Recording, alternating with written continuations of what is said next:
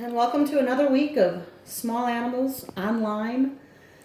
This week we're going to talk about litter boxes for your cat, though not the most pleasant of a topic. It's important that we do talk about it. If you're going to have a cat, it's part of the requirements of being a good cat owner is having a litter box. So I brought my cat's litter box here, and we're going to talk about some things related to litter boxes if you have a cat in your home. First of all, a lot of people wonder, how many litter boxes should I have? The rule of thumb is you take the number of cats in your house plus one. That's how many litter boxes you should have. So I have one cat. I should have 2 litter boxes. If you're a crazy cat lady and you have 5 cats, you should have 6 litter boxes.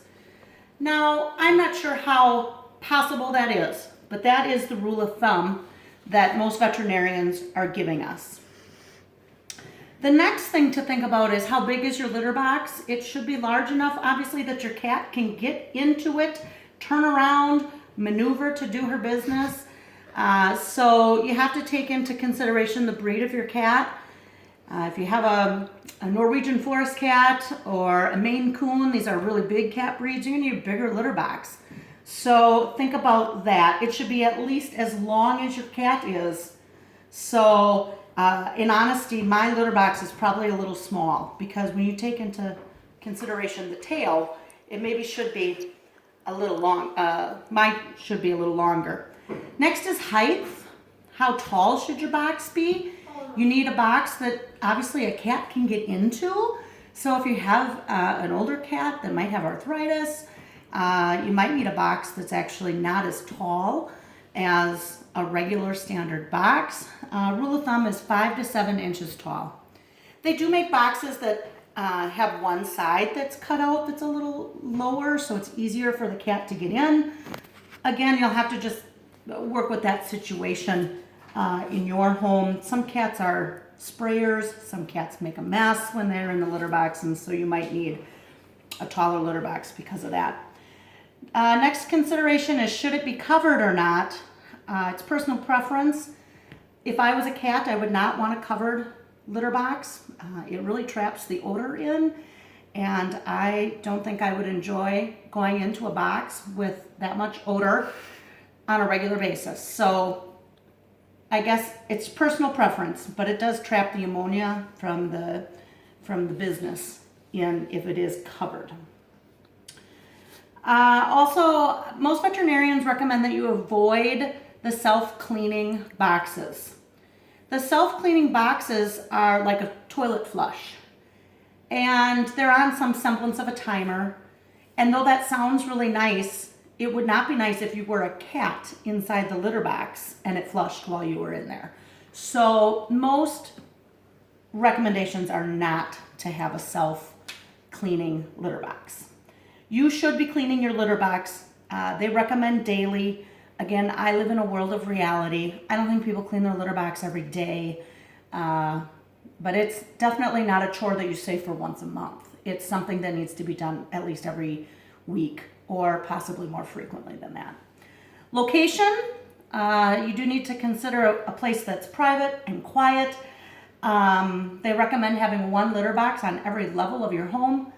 Again, that's a recommendation. I don't follow that. I have one litter box. It's in my laundry room, and that works. And hopefully it works for whatever situation you have. You do have to worry about some zoonotic diseases with cat boxes, with litter boxes. Toxoplasmosis is a disease that can be transmitted from cats to humans through the litter box. And so actually this week's activity, I have an article about toxoplasmosis and some questions for you to answer about that. So make sure you do that before next week, Wednesday. The last thing related to litter boxes is about observation. When you clean your litter box, don't just clean it and be done. Put on some detective eyes and be thinking a little bit about what you're doing when you're cleaning the litter box. Because the feces of your cat really will tell you if they're healthy or not. It will tell you if there's something going on in their digestive tract. And so you need to be watching their poop. I put a link in Google Classroom. It is a website. It has pictures, and it will tell you normal all the way to abnormal. And so you can take a look at that and determine where your cat fits in that scheme of things. Lastly, I always have to tell people about my college professor. I had a college professor that in our lab taught us about an essential amino acid called taurine. And taurine is an amino acid cats need in their diet. And because it has to be in their diet, if they're not being fed normal cat food, they may not be getting enough taurine. And so he had us do a lab where he actually taught us how to determine if our cat was getting enough taurine based on their feces. And I remember thinking this was the oddest lab ever. I called home and told my mom about it. My mom was so excited because we have barn cats and they're not getting fed food from the store. And so she wondered if they were getting enough taurine. So she told me to make sure and use my college education best I could and learn all about it so I could come home and find out if our cats were getting enough taurine. So basically, if we were in school right now, I would take my scooper and give you all a plate, and I would give you all a turd. And we would talk about how to determine if there was enough taurine in the feces. But we're not together, so I have to do it for you. So his advice was, let me get one out here.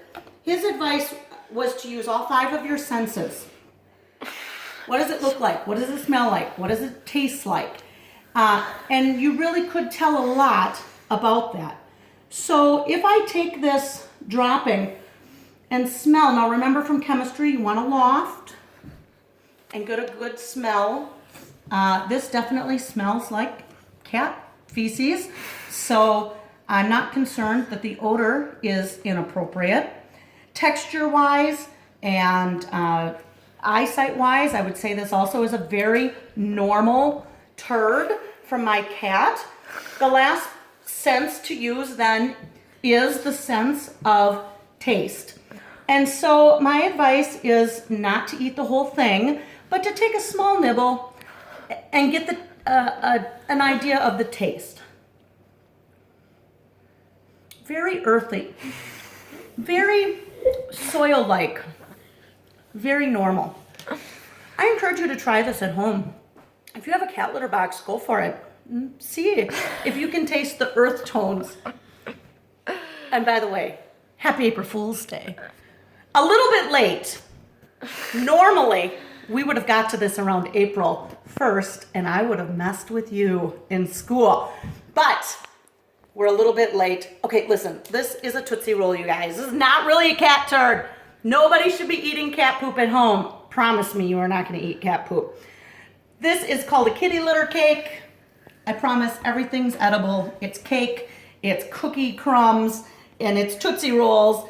This is a litter pan that has never been used.